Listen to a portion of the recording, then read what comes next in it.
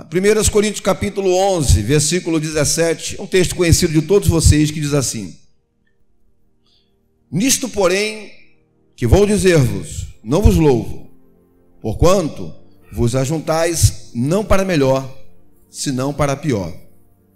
Porque, antes de tudo, ouço que quando vos ajuntais na igreja, há entre vós dissensões, e em parte o creio. E ele vai dizendo: e até importa que haja entre vós heresia, para que os que são sinceros se manifestem entre vós. De sorte que quando vos ajuntais em um lugar, não é para comer a ceia do Senhor, porque comendo, cada um toma antecipadamente a sua própria ceia, e assim um tem fome e o outro embriaga-se. Não tendes porventura casa para comer e para beber? Ou desprezai a igreja de Deus e envergonhais os que nada têm? Que vos direi? Louvar-vos-ei? Nisto não vos louvo. Porque eu recebi do Senhor o que também vos ensinei, que o Senhor Jesus, na noite em que foi traído, tomou o pão, e tendo dado graça, o partiu e disse: tomai, comei, isto é meu corpo que é partido por vós. Fazei isto em memória de mim. Semelhantemente também, depois de cear, tomou o cálice, dizendo: este cálice é o novo testamento no meu sangue. Fazei isso todas as vezes que beberdes em memória de mim, porque todas as vezes que comerdes este pão e beberdes este cálice, anunciai a morte do Senhor até que venha, ou até que ele venha. Portanto, qualquer que comer este pão ou beber o cálice do Senhor indignamente, será culpado do corpo e do sangue do Senhor.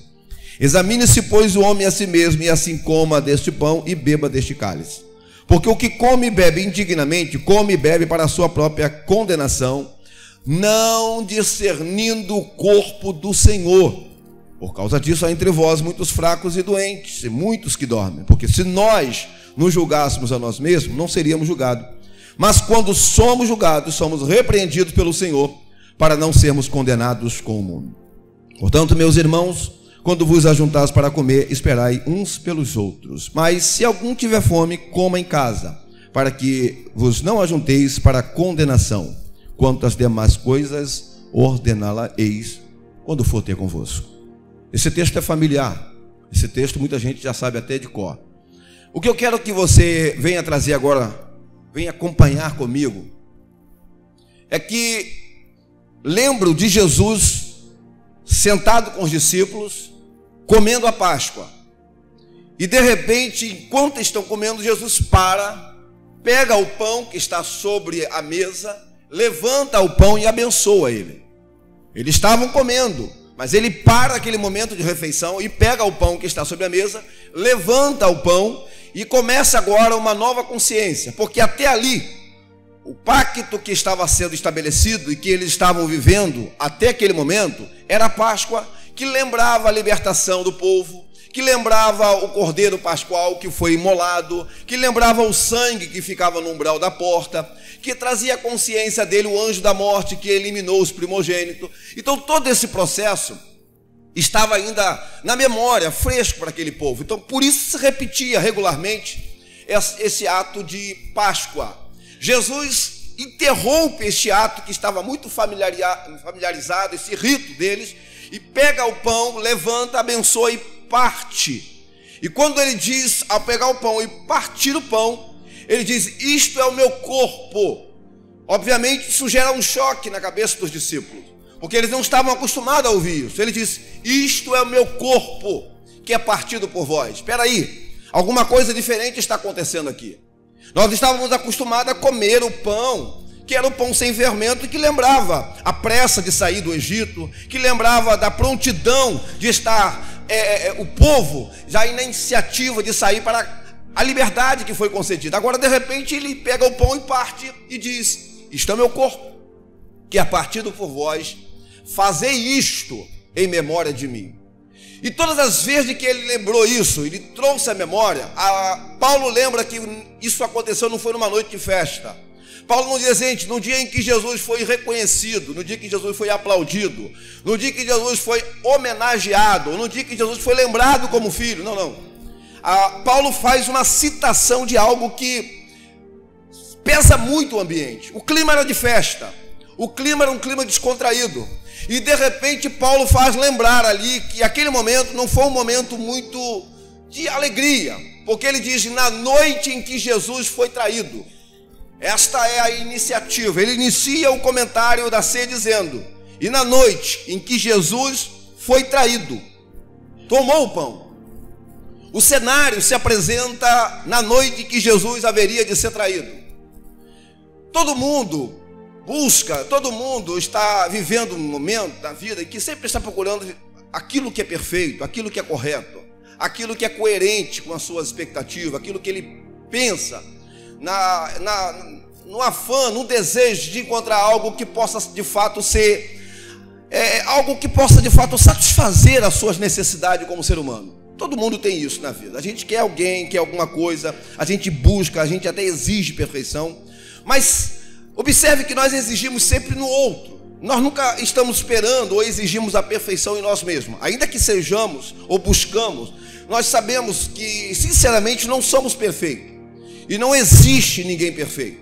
Não existe ministério perfeito, não existe casamento perfeito, não existe uma empresa perfeita, não existe uma história de alguém que foi perfeito toda a sua vida. É um ledo engano de nossa parte pensar assim. Mas nós observamos que a trajetória de Jesus foi feita por homens que não eram perfeitos. Jesus não me escolheu porque chamou ou me convocou porque eu era perfeito.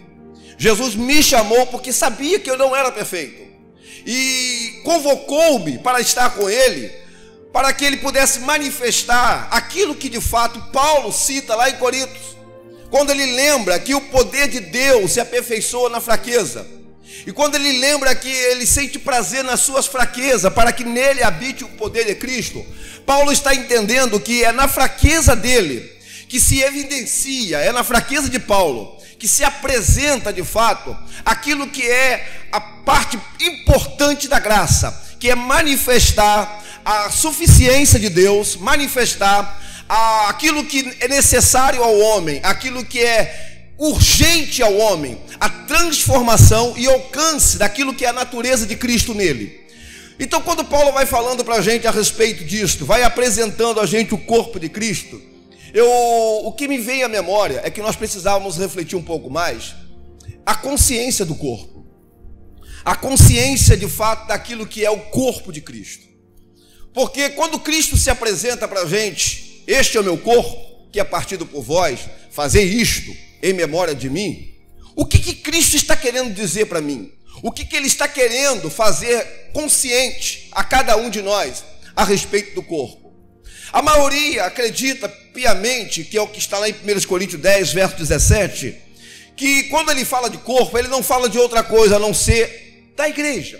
Quando ele diz: porque nós, sendo muito, somos um só pão e um só corpo, porque todos participamos do mesmo pão. E quando ele diz que nós, todos nós, porque todos nós, sendo muitos, somos um só pão e um só corpo, porque todos participamos do mesmo pão, logo então nós começamos a entender que o que Cristo está querendo mostrar para a gente não é a consciência do indivíduo, mas a consciência do grupo. Não é a consciência daquele que quer simplesmente buscar nesta reunião algo que seja do interesse do indivíduo, mas Cristo está ensinando que aquele que não consegue participar deste momento, discernindo o corpo, compreendendo o que é estar inserido no corpo, o que é trabalhar e envolver para o interesse do corpo, ele acaba participando desse momento de uma forma indigna. E aí eu lhe pergunto: pastor, mas podemos participar da ceia dignamente? Não. Alguém aqui é digno de participar da ceia? Não. E como que ele está dizendo que aquele que participa indignamente é culpado? Nós precisamos entender que existe dois pontos a ser de reflexão, dois pontos a ser atento a mim e a você. Primeiro, quando ele diz digno, isso está querendo trazer à memória que ninguém é digno de participar deste momento, a ponto de achar que por sua própria justiça, pelas suas próprias obras, pelos méritos alcançados, ele pode estar nesse ambiente com uma consciência totalmente tranquila, que prestou tudo o que precisava ser prestado a Deus durante todo o decorrer de sua vida, ou que esta semana ele foi perfeito em tudo que ele fez, ele conseguiu adequar-se às necessidades e às exigências do soberano. que isso, com certeza, seria uma presunção da parte dele. Seria uma arrogância da parte de qualquer um. E ao mesmo tempo, quando a Bíblia diz que é indigno, isso fala também daquele que participa de um momento como esse, mas com uma consciência indiferente de arrependimento. Porque eu não posso também ser indigno no sentido de que eu não posso estar num ambiente como esse sem uma consciência de que isso só é possível por causa da justiça de Cristo. Que isto só é possível porque a misericórdia de Deus é derramada sobre mim todo dia.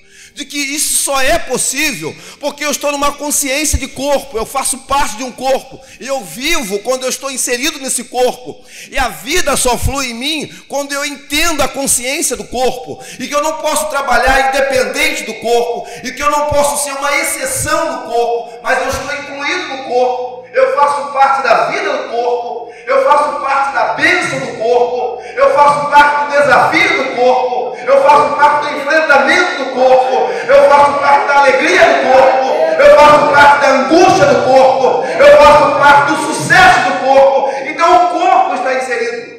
Há uma consciência de corpo. Quem está entendendo o que eu estou falando aqui?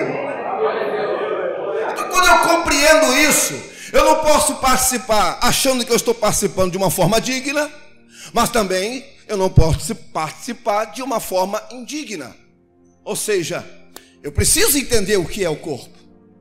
Eu preciso entender que esta união com Cristo não é nada mais, nada menos do que aquilo que agora interessa a mim, é algo que interessa ao corpo. Aquilo agora que gera em mim vida, deve ser algo que gera vida ao corpo. Aquilo que para mim é bênção, deve ser algo que tem que ser bênção para o corpo. Porque se isso não acontece, eu não estou discernindo o corpo. Eu estou discernindo o indivíduo. Eu estou vivendo uma fé onde apenas o interesse do indivíduo acaba sendo a primícia ou o desejo de me fazer presente. Por isso que o texto diz: quando vos ajuntais, eu não vos louvo. Quando vocês se reúnem, eu não tenho nenhum motivo de glorificar este momento. Porque quando se reúne, não se reúne não para melhor, mas para pior. Porque quando cada um vem, quer se ajuntar para comer antecipadamente o seu pão. Quer comer antecipadamente aquilo que é o seu interesse de satisfazer em algo que não é para simplesmente um membro, mas sim o interesse do corpo. Que não é para parte dele, mas para que todo o corpo tenha vida. Para que todo o corpo seja bem sucedido. Para que todo o corpo seja abençoado com isso. Eu preciso compreender. Então Paulo está dizendo aqui, gente, atente-se para isso. Quando ele diz: portanto, qualquer que comer este pão, ou beber o cálice do Senhor indignamente, come, bebe para o seu próprio juízo. Qualquer que sentar-se para comer deste pão, ou beber deste cálice, numa consciência de indivíduo, ele é culpado.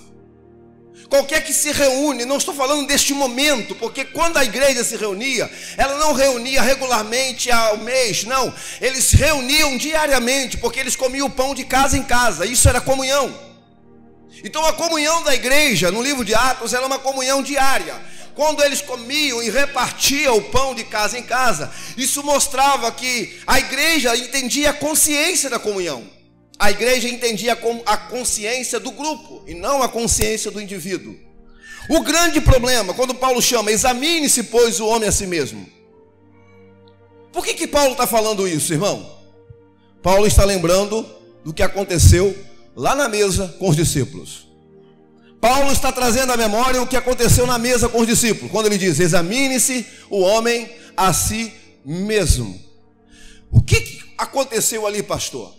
Lembra quando Jesus acabou de partir o pão? Ele, de repente, o ambiente que estava descontraído fica tenso, porque ele olha para os discípulos e diz: um de vós há de me trair. E o que me chama a atenção nos discípulos é que, mesmo com toda esta debilidade que havia na natureza deles, alguma coisa positiva eu posso encontrar, porque os discípulos não tiveram uma atitude de acusação, Eles não tiveram uma atitude de apontar para o outro, ou encontrar um potencial no outro de traidor, ou encontrar resíduo em alguém de que possa ser ele o elemento que vai trair Jesus. Mas de repente, quando ele diz, um de vós há de me trair, ninguém diz, pode ser fulano, pode ser Beltrano, não. Todos levantam a sua voz e começam a perguntar, sou eu, Senhor? Sou eu, Senhor? A consciência daquele que examina a si mesmo, não examina o outro. Quando a gente entende um corpo é aquele que se volta para si mesmo, buscando diagnosticar em si mesmo aquilo que pode ser um problema, um impedimento, aquilo que pode surgir como um obstáculo para a saúde do corpo. Então ele volta-se para si mesmo e não para o outro em busca de vida ou de busca de solução, mas para ele. Quando ele diz e pergunta-se, Senhor, sou eu? Ao mesmo tempo a gente reflete no ponto de vista de que ninguém se conhece realmente. Ninguém de fato tem real compreensão, 100% de compreensão a respeito de si mesmo. Nós fazemos voto, fazemos promessa, nós almejamos e desejamos ser bem-sucedido e fazer tudo o que precisa ser feito nesta obra. Mas estamos sujeitos a vivermos muitas vezes o infortúnio do desânimo, da frustração pessoal. Observe que todos negaram a Jesus. Judas se levanta como aquele que o trai. Ao tentar entender isso, somente a João, que era aquele que ficava mais perto, que Jesus confidenciou de fato quem haveria de traí-lo, porque ele diz, é aquele a quem deram o bocado molhado, e foi a esse que estava mais perto, está lá em João, é o único que escreve sobre isso. E observe que quando Jesus está apresentando, logo Pedro diz, Senhor, eu vou contigo até a morte. Pedro acompanha Jesus de longe, vocês conhecem a história. Pedro vai seguindo Jesus sorrateiramente, mas ele está ali vivendo não um comprometimento, né? Ele tem um compromisso, porque ele é discípulo, mas não tem de fato um comprometimento de alguém que quer estar perto e sofrer o risco de morrer por ele. Ele está de longe, como muitos de nós que temos compromisso, mas não queremos ter comprometimento quando sentimos que a situação pode comprometer nossa integridade. Quando aquilo que se pede pode comprometer nossa imagem, nosso ministério e nossa história. Pedro segue Jesus de longe. E aí a situação se apresenta em 3 interrogações. E nas 3 Pedro vai se desvencilhando, buscando uma saída. Observe, Pedro busca uma alternativa para responder aquilo que está diante dele. Todas as vezes em que Pedro respondeu argumentando, tentando achar uma alternativa, logo pesa no coração de Pedro. Agora, o que eu acho fascinante não tem como nem a gente entender como é que as coisas acontecem, mas Jesus, aonde ele estava posicionado, provavelmente Jesus estava olhando para os seus acusadores, enquanto eles estavam ali fazendo as acusações, falando contra ele, e ele calado, ouvindo, quem sabe talvez sendo esbofeteado naquele momento. E Pedro está lá do lado de fora, em algum lugar, sendo acusado de ser ele um seguidor de Cristo, ele dizendo não. E aí quando chega a última vez que ele nega, o galo canta.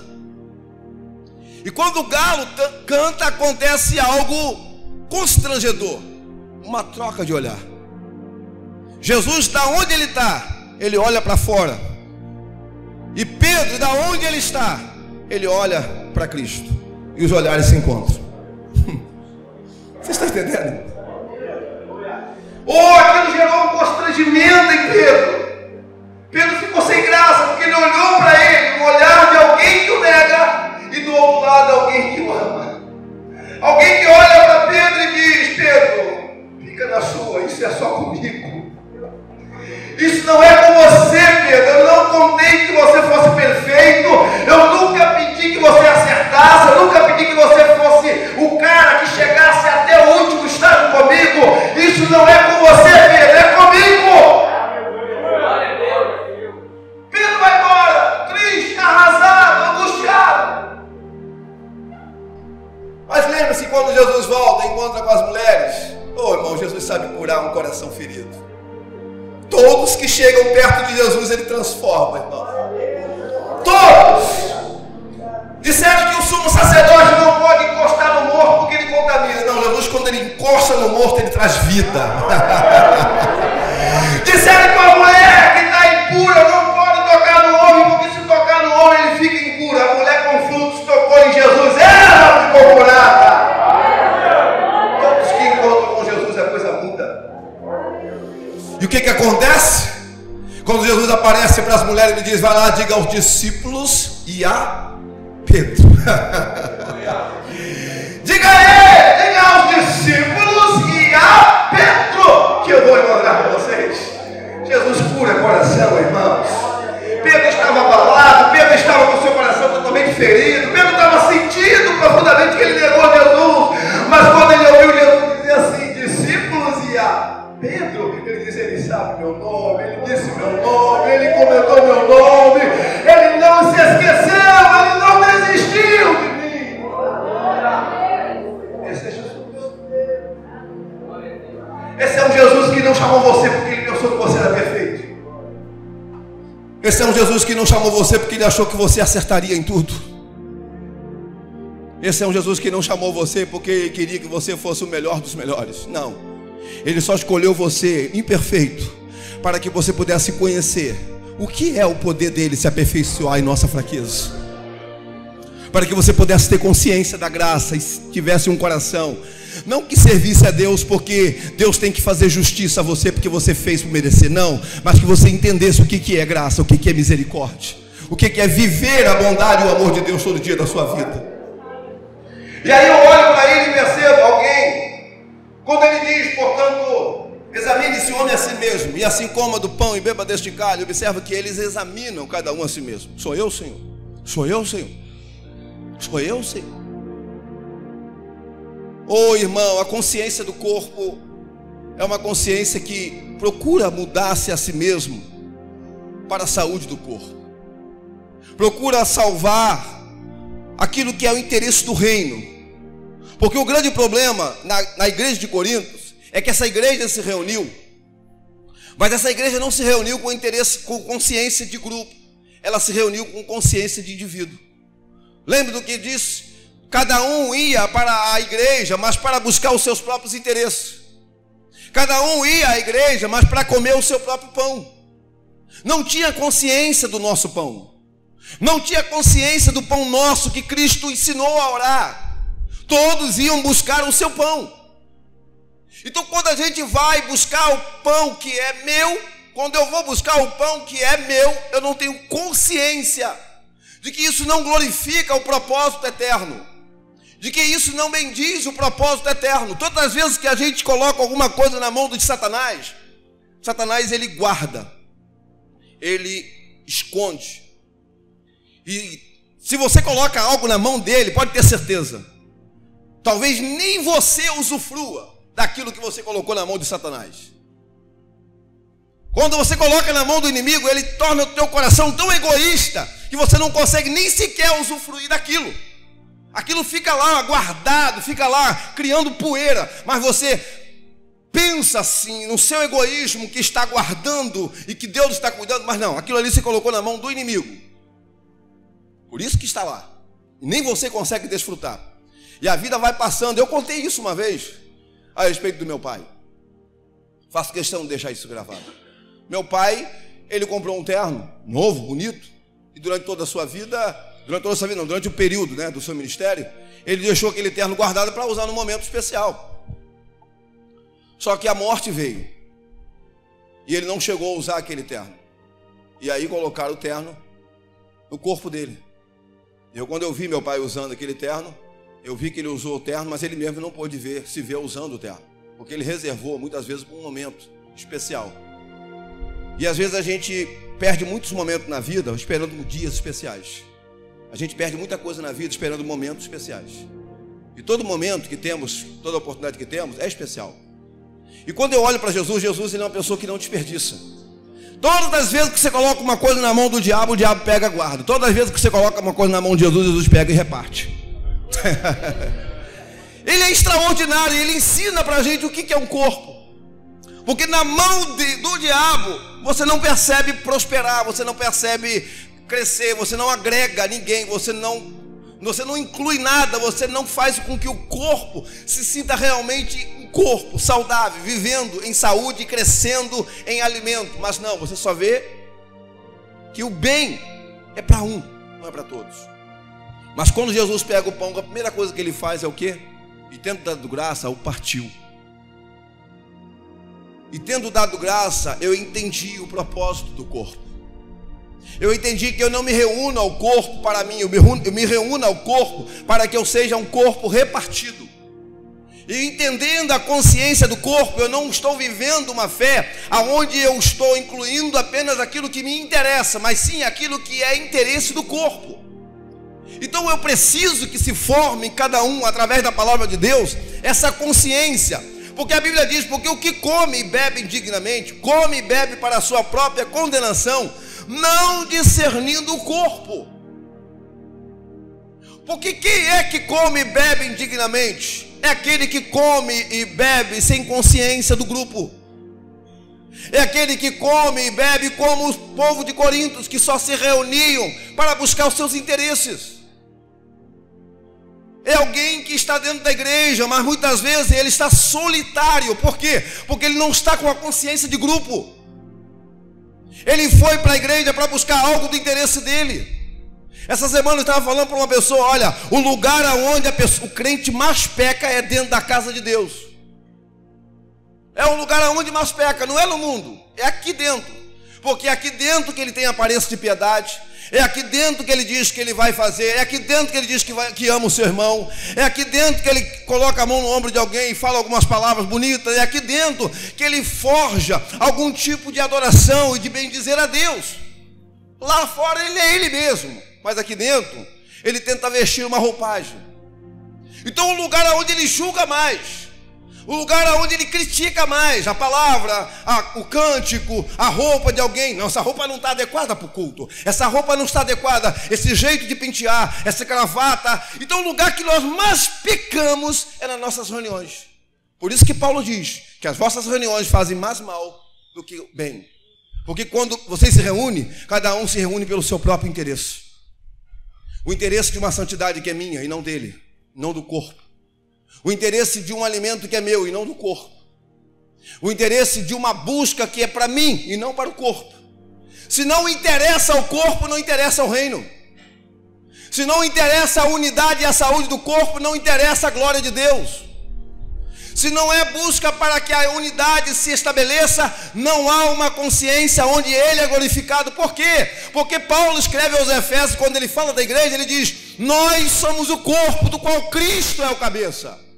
Então quando eu entendo que eu sou corpo e Cristo é o cabeça, eu preciso ter a consciência que Cristo tem, eu preciso ter a mente de Cristo quando eu me comporto no corpo. E qual é a mente de Cristo, irmão? É comer para si? Não. A mente de Cristo, um crente que tem a mente de Cristo, tudo que coloca na mão dele, a única coisa que ele consegue fazer é repartir. Amor, ele não consegue ficar para ele reparte. Paciência, ele não consegue ficar para ele reparte. Alegria, ele não consegue ficar para ele reparte. Mas tem gente que só sabe repartir mau humor. Tem gente que só sabe repartir contenda. Tem gente que só sabe repartir aquilo que não honra o corpo, aquilo que não traz unidade ao corpo, aquilo que gera conflito e contenda. Isso não é nem repartir, isso é dividir. Porque quando você reparte, você compartilha. Quando você divide, você dilacera. Você desconstrói aquilo que era a unidade. Então Paulo diz para a gente, por causa disso, por qual motivo, irmão? Por vocês não discernirem o corpo. Por vocês não discernirem o corpo. Por causa disso há entre vós muitos fracos e doentes, e muitos que dormem. Porque qual é a ideia que a gente tem? Não, eu estou fraco, eu estou doente porque eu peguei o cálice e eu tomei o cálice indignamente. Não. Paulo está dizendo: examine-se, pois, o homem a si mesmo, e assim coma deste pão e beba deste cálice. Porque o que come e bebe indignamente, come e bebe para a sua própria condenação, não discernindo o corpo do Senhor. Quando nós não discernimos o corpo do Senhor, nós bebemos para a nossa própria condenação. E é por causa disso que há muitas pessoas fracas. Por quê? Porque elas não trabalham com a unidade. Há muitas pessoas doentes, por quê? Porque elas não têm essa consciência de unidade. Elas não conseguem enxergar alguém que é diferente do grupo, para que ela possa se importar com aquilo que está acontecendo, para que ela de alguma forma consiga enxergar alguma coisa que não está bem. Ela só consegue fazer bem aquela que faz parte do grupo, só consegue atentar para aquele que faz parte do grupo, só consegue abraçar aquele que faz parte do grupo, e isso não mostra uma unidade. O que acontece com isso? Quando nós não discernimos o corpo, quando nós não entendemos o interesse do corpo, há entre nós muitos fracos e doentes, e muitos que dormem, muitos que já não se alimentam. Por quê? Porque a comida é minha, não é sua. Quem não come, quem não participa, quem não comunga essa fé, Jesus disse que não tem parte comigo.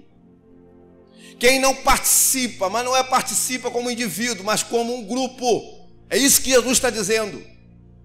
Porque o que está acontecendo hoje, nos nossos dias, nos nossos cultos, nas nossas liturgias, é que quando nós vamos para a igreja, nós não vamos para a igreja para oferecer, nós vamos para a igreja para receber. Vamos lá para ver o que Deus vai falar comigo. Vamos lá para ver o que Deus tem para mim essa noite. Irmão, altar, né? Isso aqui não se chama altar, isso aqui é púlpito. Mas muita gente chama isso aqui de altar. Mas vai lá que isso aqui é um altar para você. Altar não é o lugar onde você come o que está no altar. Altar é o lugar onde você leva para o altar. Você oferece o que tem para o altar. Então essa ideia de que eu venho para receber não é uma ideia de culto, é uma ideia de interesse. Quando eu procuro Deus para satisfazer meus apetites, eu me comporto como a igreja de Corinto. Minha reunião é má. Deus tem que falar comigo para que eu dê glória a Ele. Eu tenho que me arrepiar para que eu possa de alguma forma manifestar alguma língua em louvor a Ele. Para que eu libere meu coração, para que eu libere aquilo que eu tenho, para que eu libere minha oferta, seja lá o que for. Isso não é culto? Isso não é culto. Isso é interesse. Por causa disso, há entre vós muitos fracos e doentes, e muito que dorme. Irmão, o corpo de Cristo não é nada mais, nada menos do que eu e você. Cristo falou: este é meu corpo, gente. Esse é meu corpo que é partido por vocês. E Ele nos deu o exemplo para que pudéssemos imitá-lo assim como Ele. O que Ele diz no capítulo 11, começando aqui esse texto, capítulo 11, verso 1 diz o quê? Sede meus imitadores, como também eu de Cristo. Ou seja, quando Ele diz aqui, sede meus imitadores, aqui Ele está usando uma comparação, como também eu de Cristo. Como eu imito Cristo. A condição que vocês me imitem é que, enquanto eu imito Cristo, vocês possam me imitar. Eu não posso dizer que eu imito Cristo se eu sou egoísta. Eu não posso dizer que eu sou imitador de Cristo se eu não busco o interesse do reino. Eu não posso dizer que eu sou imitador de Cristo se eu não me importo com aquele que muitas vezes não é percebido e não é enxergado dentro da igreja. Eu sou imitador de Cristo quando eu me entrego, quando eu me dou, mesmo não recebendo nada em troca. Quando eu amo, mesmo não sendo amado. Eu sou imitador de Cristo quando eu dou minha vida em resgate de muito. Eu sou imitador de Cristo quando alguém se alimenta da minha fé, quando alguém se alimenta das minhas convicções. Eu sou um imitador de Cristo. Agora, o que nós precisamos viver, irmão, nesse tempo? Não é um cristianismo que seja litúrgico, aonde eu vou para a igreja, assisto o culto, volto para minha casa e nada transforma, nada acontece. O mundo, as pessoas precisam estar convictas daquilo que eu acredito. Ontem eu estava visitando o irmão Francisco, conversando um pouco com ele, e ele dizendo para mim: pastor, eu passei minha trajetória e Deus falou ao meu coração durante esses últimos dias, e eu comecei a ver que tudo que eu estava vivendo, tudo que eu estava fazendo, tudo que eu era, e eu comecei a entender que eu precisava voltar para Ele, mas voltar de verdade. E eu abri meu coração, ninguém fez pressão, ninguém ficou em cima de mim, minha família, ninguém pediu nada. Eu entendi que Deus falou comigo e eu resolvi voltar. E logo depois, vocês sabem, ele foi para uma cirurgia de uma hérnia, e logo isso se complicou. E ele teve problema de infecção hospitalar e passou pelo vale da morte mesmo, passou pelo vale da sombra da morte. Ficou muito mal no hospital. E ele contando para mim que durante o tempo que ele ficou lá dentro, ele não teve um momento que ele não falou de Jesus para alguém. Todo o tempo que ele ficou lá falando de Jesus para uma pessoa, encostava no leito falando para outro, e as pessoas olhando para ele: rapaz, como é que você pode ser tão alegre assim, do jeito que você está? E ele só falava de Jesus, só falava de Jesus. Pastor, eu não conseguia falar de outra coisa. Eu não sei por que eu já não estava fazendo isso há muito tempo. E procurou a mim ontem, né? Disse: pastor, eu quero até me batizar, se puder. Eu falei: meu irmão, a gente dá um jeito. Se você quiser, a gente leva até agora, não tem problema. Mas o que quero dizer com isso? A minha fé, ela tem que ser uma fé que influencie. Porque se a minha fé não influencia ninguém, ela não é uma fé, ela é uma crença apenas. Eu não modifico ninguém. Então isso não é fé, isso não é, ninguém se alimenta daquilo que eu acredito. Eu preciso rever minhas convicções. Não é por isso que Paulo está dizendo: examine, pois o homem é a si mesmo. E olha o que diz aqui em 2 Coríntios capítulo 13, verso 5. Olha o que diz aqui: examinai-vos a vós mesmos, se permaneceis na fé, provai-vos a vós mesmos, ou não sabeis quanto a vós mesmos que Jesus Cristo está em vós, se já não é que já estáis reprovados. Isso aqui é sério. Ele diz: examine vocês a si mesmos, reflitam sobre a fé de vocês, se ela faz sentido para vocês. Reflitam, porque quando Cristo pergunta aos discípulos: que diz os homens que eu sou? Jesus não estava sofrendo crise de identidade. Jesus não estava sofrendo uma depressão, deprimido, perguntando: meu Deus, o que os homens estão pensando de mim? Não, Jesus estava simplesmente querendo trazer a consciência, se essa convivência deles com Cristo estava gerando neles uma consciência de quem Cristo era. Porque muitas vezes, como eu disse, Jesus falou, quando Satanás diz: pega essa pedra e transforma em pão, Jesus olha e diz: olha, nem só de pão viverá o homem, mas de toda a palavra que sai da boca de Deus. Jesus estava querendo explicar para nós que o milagre maior não é a pedra se transformar em pão, mas é o poder que na palavra, mas é a ordem dada, mas é aquilo que está por detrás daquele que fala, dando ordem para que a pedra se transforme em pão. Então, não é apenas apontando para o milagre, mas entendendo aquele que gerou o milagre, a consciência de quem ele é. Mas muitas vezes o foco está no pão. E não foi à toa que Jesus diz em João 6: esse povo está me seguindo por causa dos pães. Vocês estavam lá no deserto, Moisés mandou o pão para vocês, orou e o pão, mas Moisés não mandou o pão do céu. Mas eu sou o pão descido do céu. Eu sou o pão, e quem comer deste pão nunca mais terá fome. Sabe o que ele está falando, irmão? Em Cristo há satisfação. Em Cristo há um encontro que realiza tudo que nós estávamos esperando nesta vida. Em Cristo está o fim de tudo aquilo que eu busquei em toda a minha trajetória terrestre. Agora, se eu não conseguir encontrar com Cristo a saciação da minha fome, se eu não conseguir encontrar em Cristo a satisfação da minha sede, porque ele diz: aquele que comer deste pão nunca mais terá fome, e quem crê em mim nunca mais terá sede. Isso não é apenas uma figura, irmão. Isso é uma linguagem de quem entende o que é Cristo. Por isso que ele perguntou: o que dizem os homens que eu sou? E a pergunta que eu faço para você aqui, meu irmão: quem dizem você que é Cristo? Quem é Cristo para você? O que representa Cristo na sua consciência durante todo esse tempo que você está? Durante toda a sua caminhada e toda a sua trajetória, quem é Cristo? O que representa Cristo? Como ele na sua consciência? O que você formou? Qual é a tua opinião a respeito dele? Um diz que tu é Jeremias, Elias, um dos profetas. Aí ele olha para os discípulos e diz: mas vós, quem dizeis que eu sou? Mas vós, quem dizeis que eu sou? Essa consciência de que minha convivência com Cristo, ela não pode se resumir ao que ele fez ou o que ele faz. Eu preciso ter consciência de quem Cristo é. Eu preciso ter consciência do que ele representa para mim. Eu não preciso estar atento a Cristo apenas por causa do milagre. Eu preciso entender o Cristo além do milagre. Eu não posso ficar impressionado com Cristo porque ele tirou Lázaro depois de 4 dias morto e fez ele ressurgir. Não, eu preciso estar atento a quem é esse Cristo, que a morte se coloca diante dele e respeita e para ele bate continência. Chegou uma hora em que os discípulos pararam e perceberam que eles estavam caminhando com Jesus, mas eles estavam caminhando com um multiplicador de pão. Eles estavam seguindo um curandeiro. Eles estavam seguindo um profeta. Até que um momento extraordinário acontece, quando eles estão em perigo, Jesus olha para o mar e diz: vento, acalma-te, mar, aquieta-te. Nesta hora a consciência dos discípulos começa a entrar em crise. Ele diz: quem é este que até o vento e o mar lhe obedecem? Você sabe quem é Cristo? Você tem consciência de quem é Cristo? Cristo para você é só um resolvedor de problema? Cristo para você é só alguém que te alivia as angústias que você sente de vez em quando?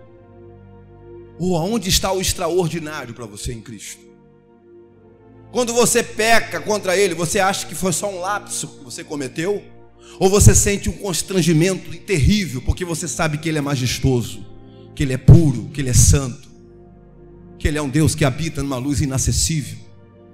Qual é o sentimento que vem dentro de você quando você se aborrece contra seu irmão? Um sentimento de alguém que precisa ser transformado e gerado como Cristo, sendo paciente e manso como Ele é? Ou você acha isso que é apenas um lapso de uma natureza humana, que você pode ir relevando isso e não tem consciência que você peca contra um Deus santo, puro, majestoso?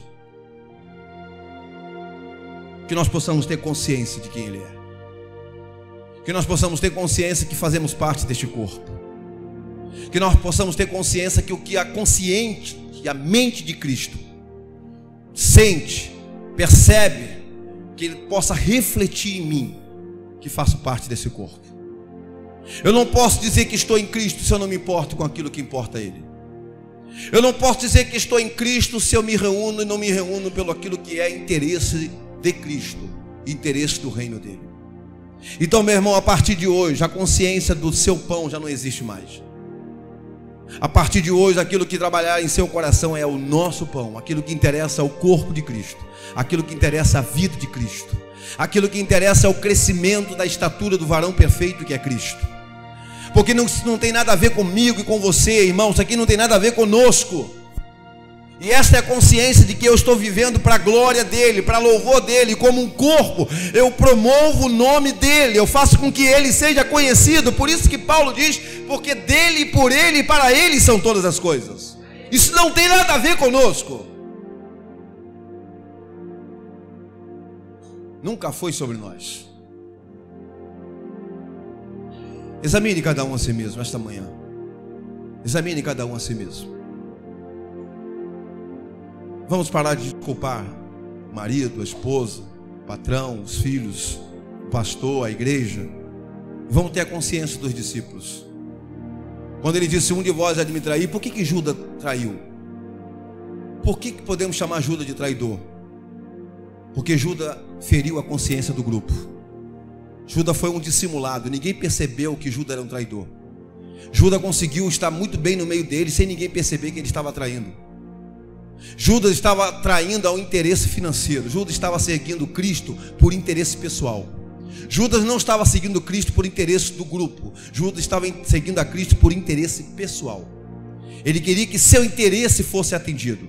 E todas as vezes que você se comporta assim no seio da família de Cristo, me perdoe dizer: você é um traidor. Você não tem consciência de grupo. Porque o corpo está se entregando por Cristo. O corpo está se lançando a morrer por Ele. O corpo está se entregando a que o reino de Cristo seja manifesto, a que Ele se faça conhecido através de sua vida. E Judas estava somente buscando o seu próprio interesse. Traidor. Eu não posso trair a consciência de Cristo. Eu não posso trair o que Ele fez por mim, porque Ele abriu mão de tudo. Ele abriu mão de sua glória. Ele despiu-se de sua glória. Ele é Deus que resolveu ser homem. Ele é Deus que resolveu se encarnar para ser como um de nós. Abriu mão de uma riqueza imensa para ser como um de nós. E por que eu não tenho? Por que eu não me entrego a ponto de renunciar a tudo por causa dele?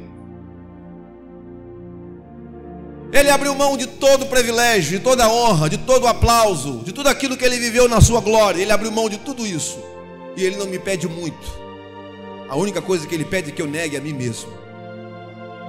Negue a mim mesmo e o siga. Meu irmão, minha irmã, eu falo isso com consciência porque eu conheço a igreja que eu sou pastor. Ame mais, tenha mais paciência, suporte mais uns aos outros, viva mais a essência do Evangelho, cale mais a boca, critique menos e glorifique mais. Tenha consciência de que corpo, eu faço parte dele. Eu não posso fazer parte de um corpo que eu firo o corpo. Eu não posso fazer parte do corpo onde eu machuco este corpo.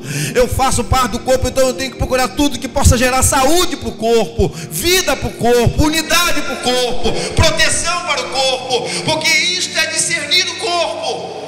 Aleluia. Porque senão vai ter entre nós fraco e doente. Por quê? Porque de vez em quando eu dou uma pancada na canela, a canela se machuca. De vez em quando eu machuco meu braço, o braço fica doente. De vez em quando eu não me importo de tratar, por exemplo, de alguma dor que eu estou sentindo, aquela parte do corpo vai ficar doente. Mas se eu tenho consciência do corpo, eu vou trabalhar para que todo o corpo tenha saúde.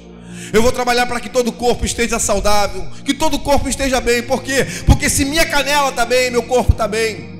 Se minha mão está bem, meu corpo está bem.